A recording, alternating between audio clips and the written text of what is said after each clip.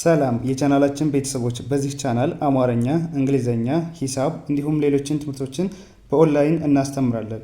መማር የምትፈልጉ ቪዲዮ ላይ ባስቀመጥነው ስልክ በኢሞ፣ በቴሌግራም፣ በዋትስአፕ እንዲሁም በሌሎች የሶሻል ሚዲያ አማራጮች ይደውሉልን። የምትፈልጉትን ትምህርት በምትፈልጉት ሰዓት እናስተምራለን፣ እያስተማርን እንገኛለን። ሰላም እንዴት ናችሁ? በያላችሁ በሰላማችሁ ይብዛ። እንግዲህ እንደምታውቀው ዛሬ ደግሞ ከባለፈው የቀጠለውን ቪዲዮ እየላችሁ መጥቻለሁኝ። ምንድነው እነዚህ አማርኛ ፊደላትን እንዴት ሆሄዎች ተጠቅመን እንዴት ቃላትን መሰረታለን የሚለውን ባለፈው አይተን ነበረ።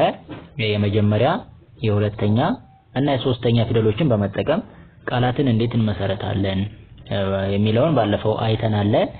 ዛሬ ደግሞ ከዛ የቀጠለውን ቪዲዮ በአራተኛ ፊደላት ላይ የሚገኙትን የአማርኛ ሆሄዎችን በመጠቀም ቃሎችን እንዴት እንመሰረታለን የሚለውን ዛሬ እናያለን። ከዛ በፊት ለቻናላችን አዲስ ከሆናችሁ ላይክ፣ ሰብስክራይብ፣ ሼር በማድረግ ቤተሰብ ሁኑ። ምክንያቱም የምንለቃቸው አዳዲስ ቪዲዮዎች ቀጥታ እንዲደርሷችሁ ማለት ነው። እንዲሁም ደግሞ በኦንላይን መማር የምትፈልጉ እዚህ ከታች ባስቀመጥንላችሁ ስልክ በመደወል ቀጥታ መማርና ኮርሶችን መውሰድ ትችላላችሁ ማለት ነው። እንግዲህ ዛሬ ከዛ የቀጠለውን ቪዲዮ በአራተኛ ቦታ ላይ የሚገኙ የአማርኛ ፊደላትን በመጠቀም ትርጉም ያላቸው ቃላቶችን እንመሰረታለን፣ እናያለን፣ እናነባለን ማለት ነው። ስለዚህ ቀጥታ እስኪ ወደ ፊደሎቹን እያየን ቀጥታ በእነሱ የተመሰረቱ ቃሎችን እናያቸው ማለት ነው። ስለዚህ የመጀመሪያው የሃ ቤተሰብ የሆነው ሃ ብለን ሃ ሁ ሂ ሃ ብለን የምንጠራው አራተኛ ላይ የሚገኘው የአማርኛ ሆሄ የሆነውን መሰረት በማድረግ ቃላት መስርተናል። እሱም ሃ በሚለው ምን መሰረትን? ሀገር ሀገር። ብራቮ። እሺ ቀጣይ ደግሞ የለ ቤተሰብ የሆነውን አራተኛ ላይ ወይም በአራተኛ ቦታ ላይ ተቀምጦ የምናገኘውን ላ መሰረት በማድረግ ቃላት መስርተናል። እሺ እሱም እሺ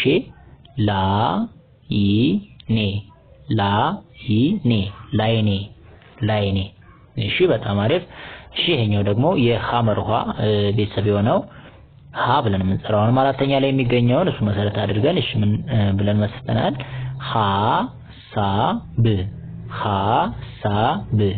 ሐሳብ።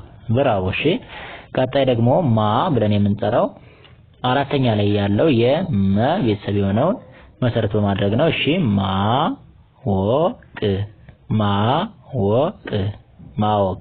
ማወቅ። ብራቮ።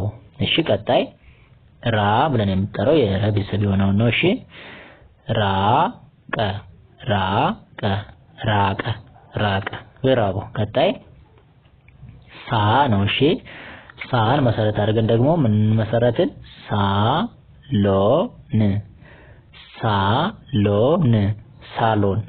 ሳሎን። ብራቮ። እሺ ቀጣይ ደግሞ ማን ነው? ሻ ነው። እሺ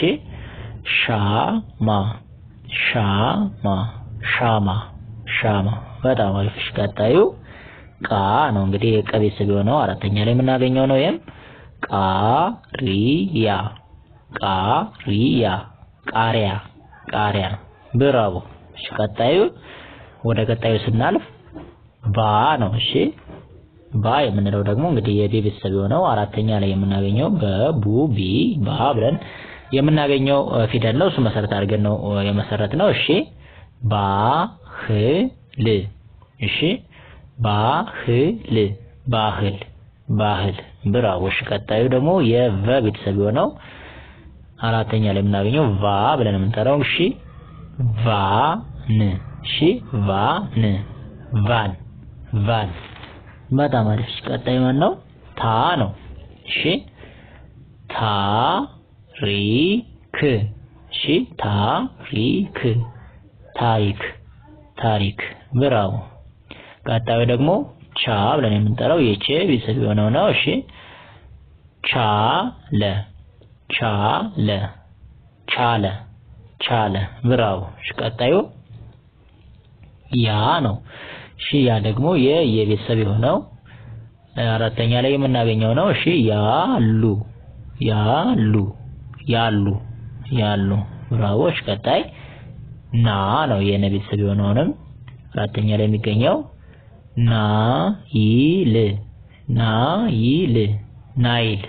ናይል። በጣም አሪፍ። እሺ የኛው ደግሞ አ ነው። የአ ቤተሰብ የሆነው አራተኛ ላይ የሚገኘው አ ብለን የምንጠራው እሺ አመጣ አመጣ አመጣ አመጣ ብራው። እሺ ቀጣዩ ካ ነው። እሺ ካ ደግሞ የከቤተሰብ የሆነ ነው። ካቢኔ ካቢኔ ካቢኔ ካቢኔ በጣም አሪፍ በጣም አሪፍ። እሺ ቀጣዩ ደግሞ ማን ነው? ዋ ብለን የምንጠራው የወ ቤተሰብ የሆነው አራተኛ ላይ የምናገኘው ፊደል ነው። እሺ እሱን መሰረት አድርገን የመሰረትነው ቃል ምንድነው? ዋንጫ ዋንጫ ዋንጫ ዋንጫ ብራው ብራው። ቀጣዩ ማን ነው? ዛ ነው። እሺ ዛ ብለን የምንጠራው እንግዲህ የዘ ቤተሰብ የሆነ አራተኛ ላይ የምናገኘው ነው። ዛፎች ዛፎች ዛፎች ዛፎች በጣም አሪፍ። ቀጣዩ ዳ ነው። እሺ ዳኛ ዳኛ ዳኛ ዳኛ በጣም አሪፍ። ቀጣዩ ጃ ብለን የምንጠራው የጀ ቤተሰብ የሆነው እሺ ጃፓን ጃፓን ጃፓን ጃፓን በጣም አሪፍ። ቀጣዩ ማን ነው? ጋ ነው።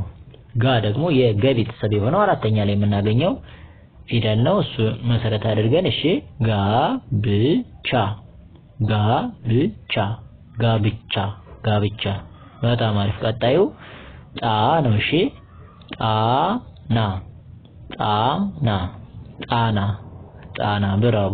ቀጣዩ ማን ነው?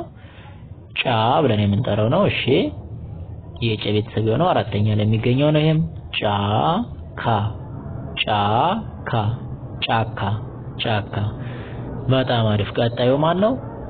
ጰ ብለን የምንጠራው እንግዲህ የጰ ቤተሰብ የሆነው ጳ ብለን የሚጠራው ነው። እሱ ደግሞ እሺ ጳጳስ ጳጳስ ጳጳስ ጳጳስ